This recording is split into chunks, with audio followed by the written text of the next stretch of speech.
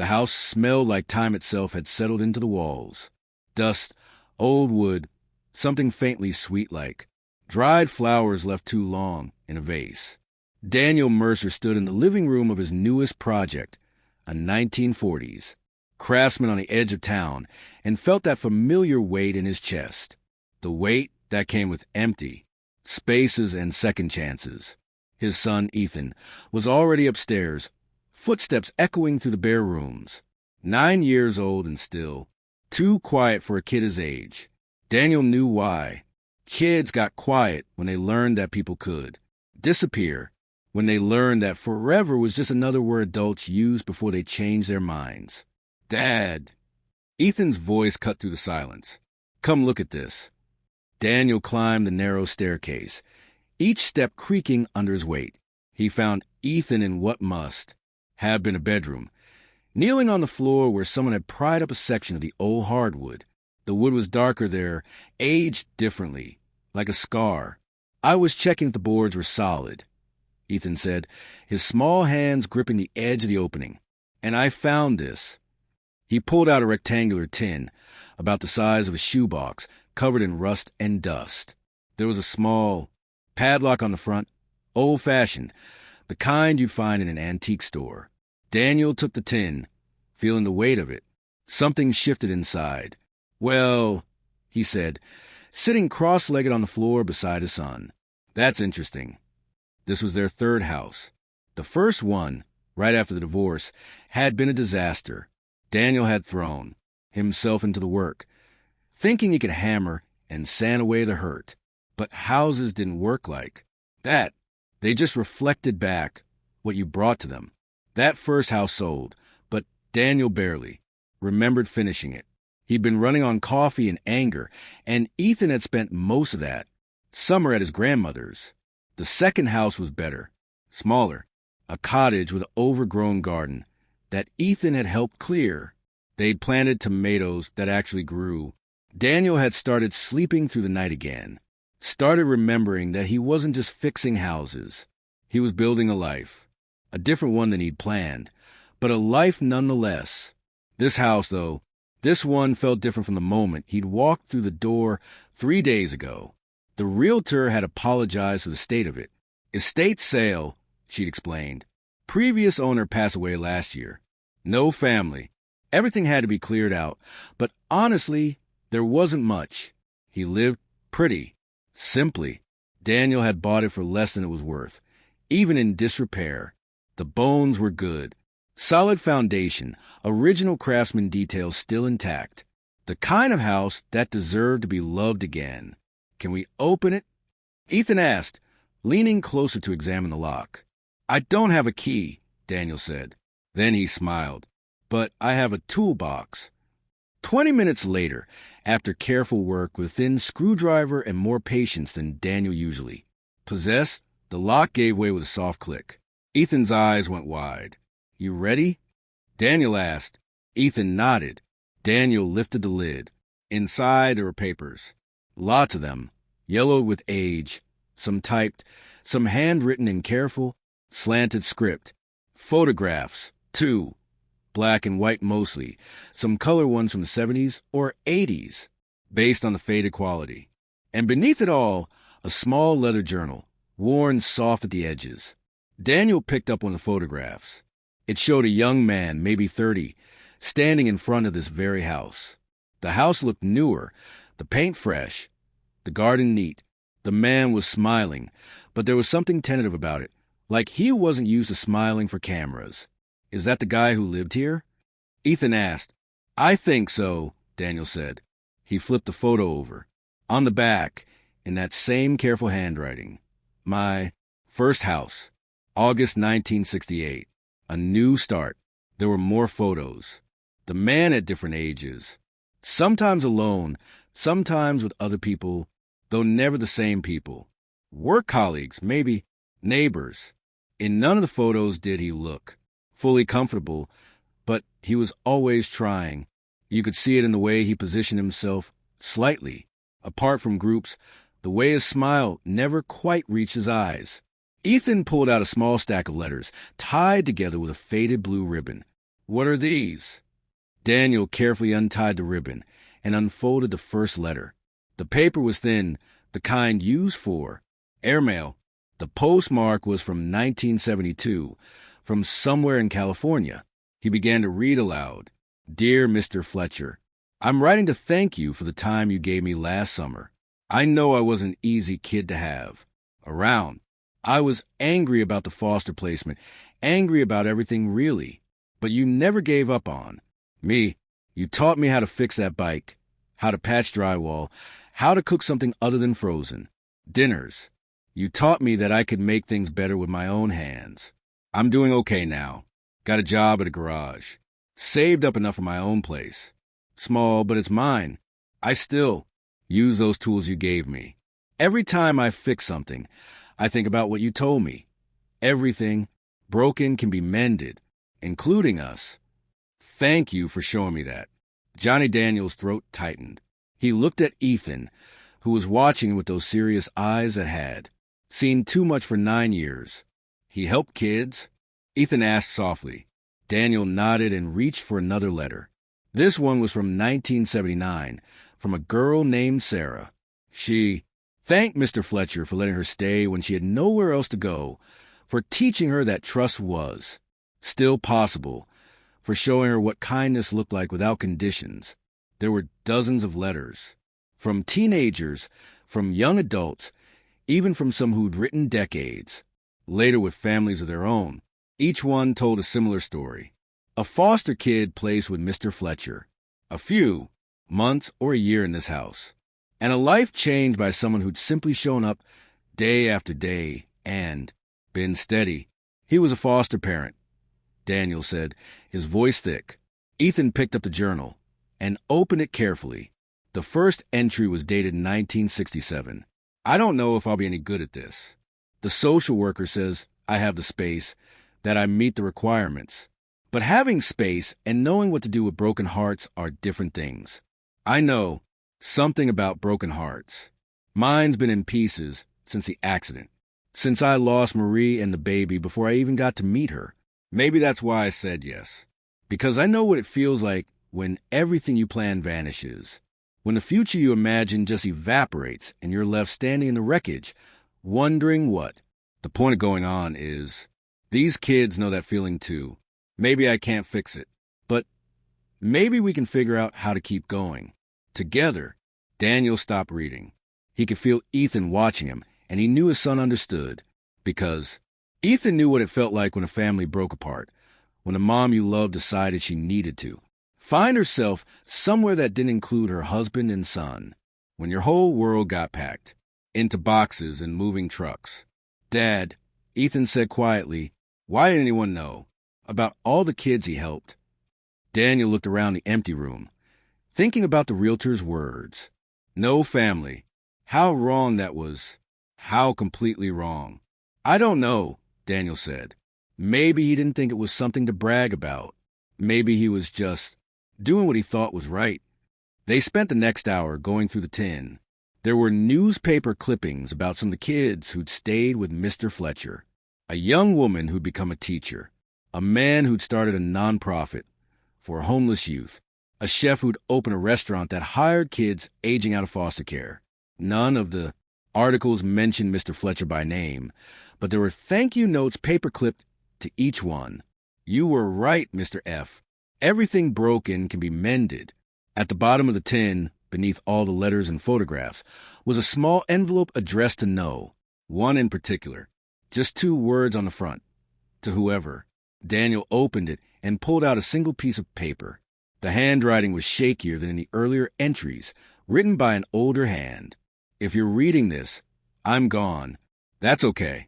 I lived longer than I expected after the doctors gave me the news. I didn't have children of my own. Lost that chance in 1966. But I got to help raise 43 kids over the years. 43 broken, hurting, angry kids who needed someone to show them they mattered, that they deserved patience and second chances.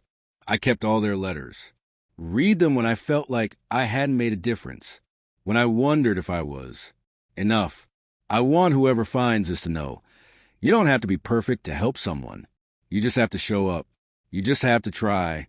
I bought this house after I lost Marie. Bought it because I needed something to fix, something to pour myself into.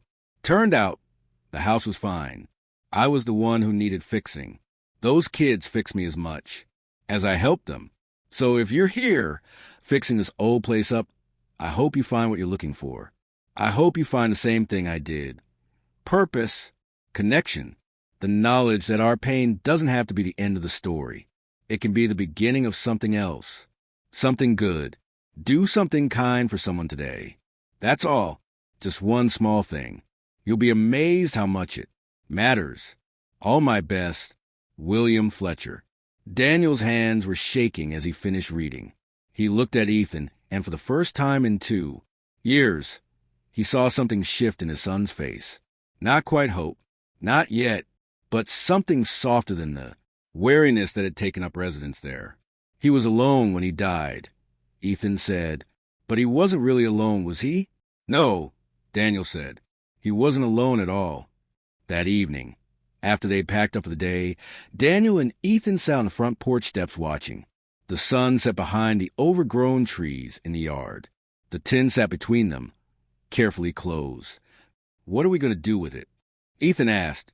Daniel had been thinking about that all afternoon. I think we try to find the people in those letters. Give them copies of Mr. Fletcher's words. Let them know their letters mattered to him. All 43? As many as we can find. Ethan was quiet for a moment. Then, Dad, do you think Mom would have stayed if you were different? The question hit Daniel like a hammer to the chest. He wanted to say the right thing, the thing that would make his son stop wondering if he'd somehow been part of the reason. But Daniel had learned, in these 2 years of sawdust and hammers and empty houses, that the right thing wasn't always a comfortable thing.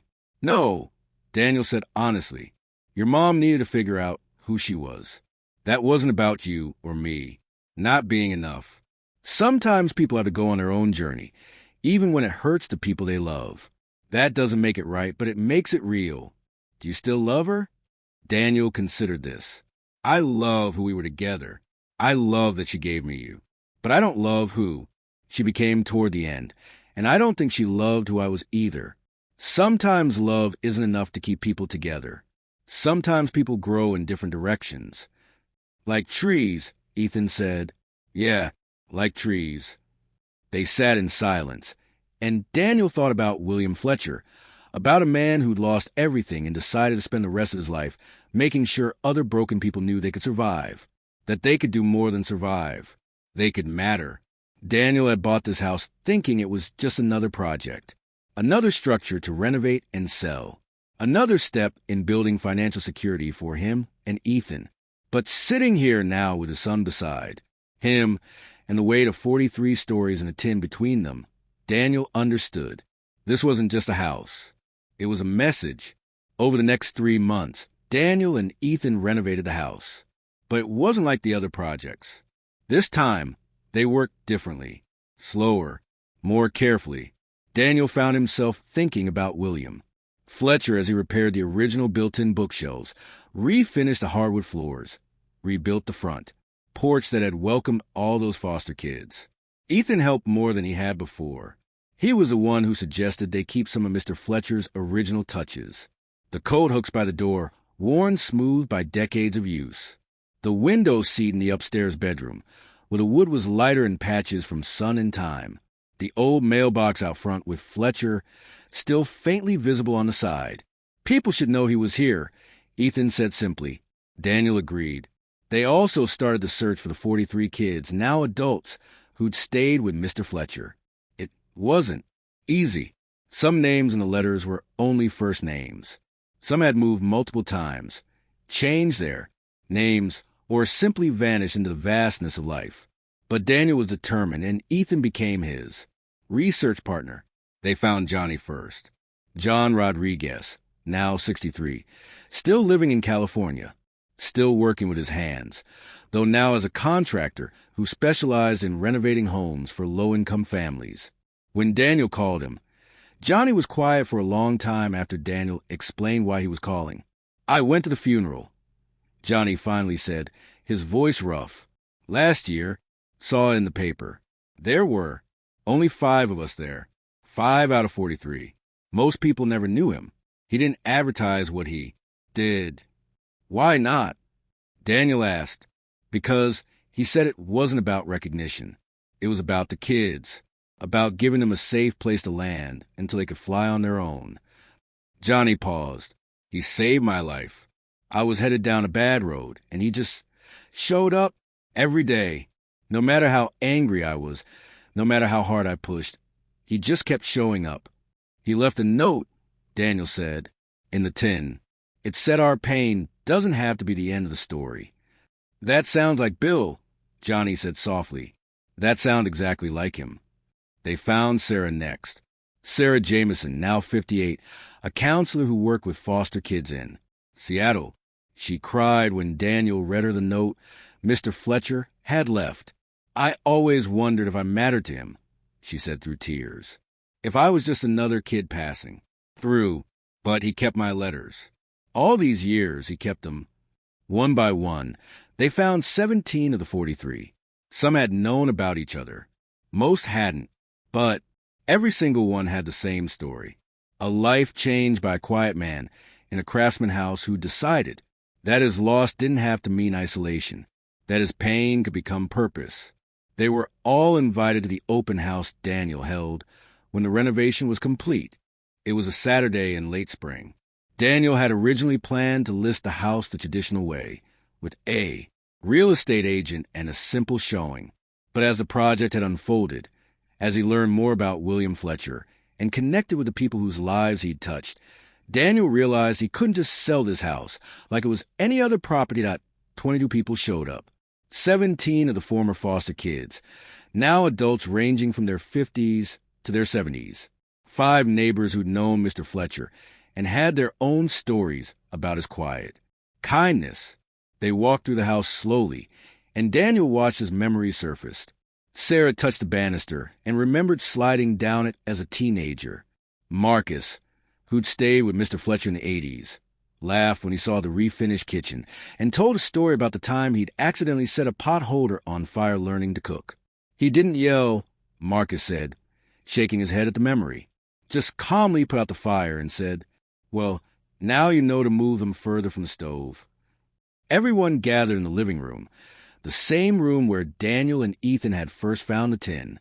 Daniel had placed it on the mantel, along with a framed photograph of William Fletcher taken in the 1990s, standing in front of this house, older but with that same tentative smile. Johnny stood up and cleared his throat. "I think I speak for all of us when I say thank you.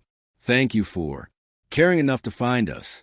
Thank you for letting us know that Bill kept our letters, that we mattered to him. A lot of us wondered." "He wondered too," Daniel said. He pulled out Mr. Fletcher's note and read it aloud to the group. When he finished, there wasn't a dry eye in the room. Sarah spoke next. "Bill used to say something to all of us. I don't know if everyone heard it, but he said it. To me, you're not broken. You're breaking open. That's how the light gets in." Around the room, heads nodded. They'd all heard some version of it. "I think," Sarah continued, "we should do something to honor him, to make sure what he did isn't forgotten." That's when Ethan spoke up, surprising Daniel. His son had been quiet most of the day, watching the adults share their stories. "We should keep the house," Ethan said. Everyone turned to look at him. "Not sell it. We should use it the way Mr. Fletcher did. Help kids who need a place." Daniel stared at his son. The idea was enormous. It would mean changing everything about their plan. No sale, no profit to funnel into the next project. It would mean commitment, roots, permanence, all the things Daniel had been running from since the divorce. But as he looked around the room at these faces, at these lives that had been changed by one man's decision to turn his pain into purpose, Daniel felt something shift in his chest. That weight he'd been carrying, the one that came with empty spaces and second chances, it wasn't gone, but it felt lighter. "I think," Daniel said slowly, "that's the best idea I've heard in years." The room erupted. Ideas flew. Logistics were discussed. Sarah, with her counseling background, offered to help set up the proper licensing. Johnny offered to donate materials and labor for any future repairs. Marcus, who became a lawyer, offered to help with the legal structure. 3 others worked in social services and could help connect the house with kids who needed placement. By the end of the afternoon, the William Fletcher House was born, a nonprofit focused on providing emergency and short-term foster care for teenagers in crisis. Daniel would be the house manager, living there with Ethan, creating a stable presence while social workers worked to find more permanent placements for the kids who stayed. But we're not experts, Daniel said, feeling overwhelmed. I'm just a carpenter. I don't know how to help kids dealing with trauma. Bill was just a widower who knew how to fix houses, Johnny said. What mattered wasn't expertise. It was showing up, being steady, letting kids know they weren't alone. That night, after everyone had left, Daniel and Ethan sat on the porch steps again, the same spot where they'd sat 3 months earlier, the tin between them, watching the sunset. Are you sure about this? Daniel asked the son. It means we'll stay here. Put down roots. No more moving every year or 2. Ethan was quiet for a moment, then said, I'm tired of moving, Dad. I'm tired of saying goodbye to places before they can feel like home. Daniel felt his throat tighten. Yeah, he said softly. Me too. Do you think Mr. Fletcher knew? Ethan asked. When he hid that tin, do you think he knew someone would find it and it would matter? Daniel thought about the note, about a man facing the end of his life, wanted to leave something behind, not for recognition, not for praise, just a message, just hope. I think he knew that if someone found it, if someone took the time to read the letters and understand what he'd done, then they were someone who might need the same thing he needed. Purpose, connection, a reason to keep going. Did you need it? Ethan asked. Daniel looked at his son, really looked at him, saw the boy who'd gotten so quiet after the divorce, who'd stopped believing that home was a real thing, who'd learned, too young, that love could end and people could leave. Yeah, Daniel said. I needed it. We needed it. They sat in comfortable silence as the last light faded from the sky. The house behind them wasn't empty anymore.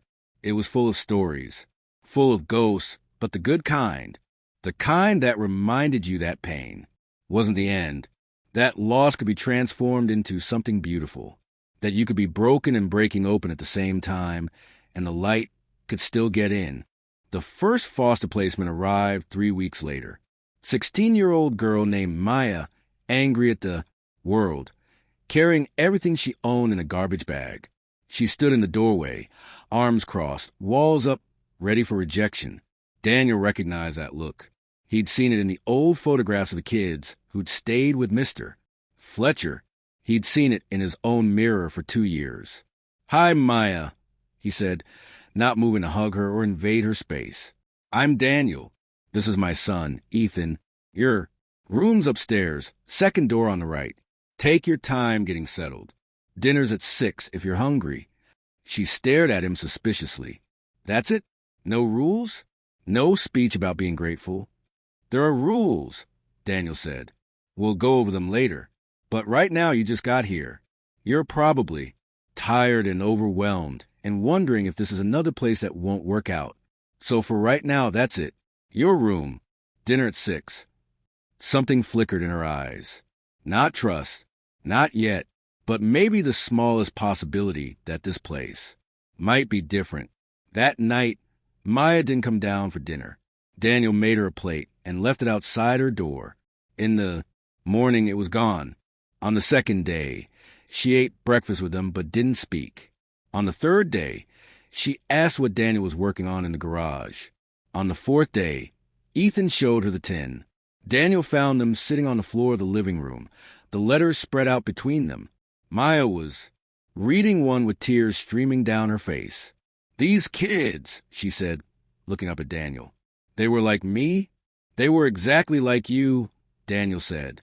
Hurting, angry, wondering if anyone would ever show up for them. And this guy just did? He just showed up every single day, Daniel said, for 43 kids over 30 years. He showed up. Maya was quiet for a long moment. Then she asked, "Are you going to show up?" Daniel sat down on the floor with them. "I can't promise I'll be perfect. I can't promise I'll always know what to say or do, but I can promise I'll try.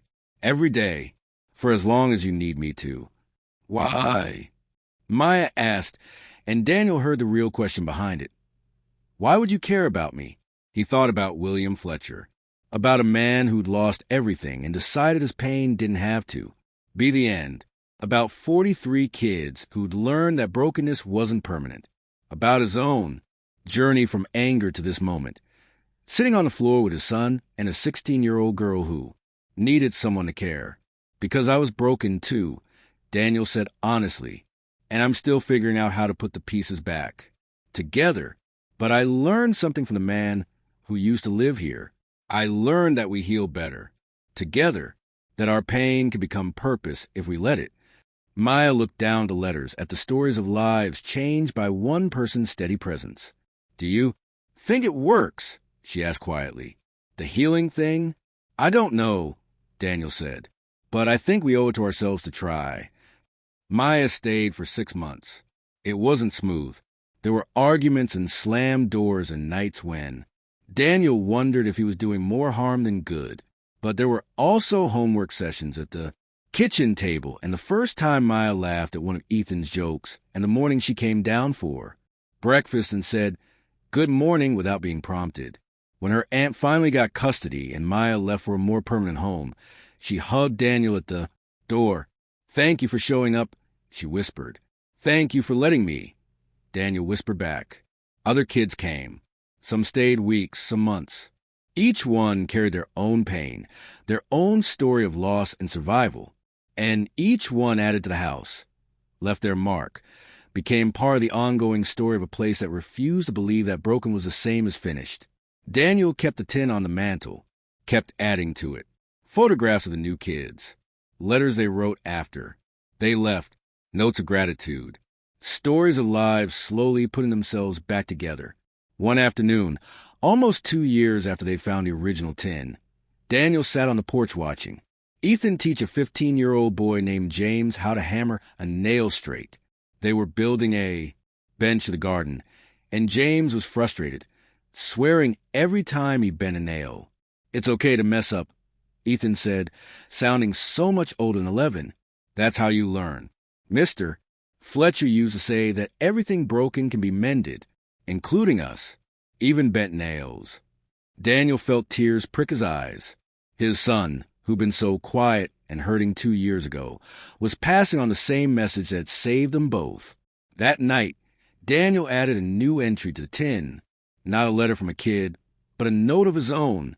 "Dear Mr. Fletcher, I never met you, but I want you to know your message was received. The tin under the floorboards found its way to someone who needed it. Me, my son, and through us, 17 kids so far who needed to know they mattered. You were right. Pain doesn't have to be the end of the story. It can be the beginning of something else, something good. This house isn't just a house anymore. It's a promise that every kid who walks through that door will be shown the same thing you showed 43 others, that they deserve patience, kindness, and second chances, that they're not broken, they're breaking open, and that's how the light gets in. Thank you for hiding that tin. Thank you for living a life that mattered. Thank you for showing me that renovation isn't just about structures. It's about people, about taking something damaged and carefully, patiently, helping it become whole again. I'm showing up every day, just like you did, just like you taught me to do. With gratitude, Daniel Mercer. He sealed the note and added it to the tin, then placed it back on the mantel. Someday, years from now, someone else might find it, might read all these stories and understand that one person's decision to turn, grief into generosity, had rippled outward, touching lives that William Fletcher would never meet. That was the real lesson Daniel realized. Not that you had to be perfect, not that you had to have all the answers, just that you had to show up, You had to try. You had to believe that your pain, your loss, your brokenness could be transformed into something to help others find their way through the dark. Everything broken can be mended, including us, especially us. So, friend, wherever you are right now, watching the story unfold, I want to ask you something. Maybe you're sitting in your living room or lying in bed or taking a break from your own repairs, your own renovations. Maybe you're in a place that feels broken, or maybe you're in a place where you're finally starting to heal. Where are you watching from today? I'd love to know. Drop it in the comments. Tell me your city, your country, the place you're calling home right now, even if it doesn't quite feel like home yet. And tell me this too. Did this story make you feel something? Did it remind you that pain doesn't have to be permanent? That we heal better together? That sometimes the bravest thing we can do is simply show up day after day for ourselves and for each other? What lesson are you taking from William Fletcher's story? From Daniel and Ethan's journey? From those 43 kids who learned that brokenness isn't the end? I'd love to hear your thoughts. And if this story touched you, if it reminded you that you matter, that your pain can have purpose, then hit that like button. Subscribe to this channel, because we're going to keep sharing these stories. Stories of people who took their damaged pieces and built something beautiful. Stories of renovation, of healing, of second chances. Because here's what I've learned, friend, we're all fixer-uppers. Every single one of us. We all have floorboards that creak, walls that need repair, foundations that need shoring up, but we also all have the capacity to become someone's safe place, someone's second chance, someone's proof that showing up matters. So show up today, for yourself, for someone else. Do one small kind thing, just like Mr. Fletcher asked. You'll be amazed how much it matters. Until next time, remember, you're not broken. You're breaking open, and that's how the light gets in.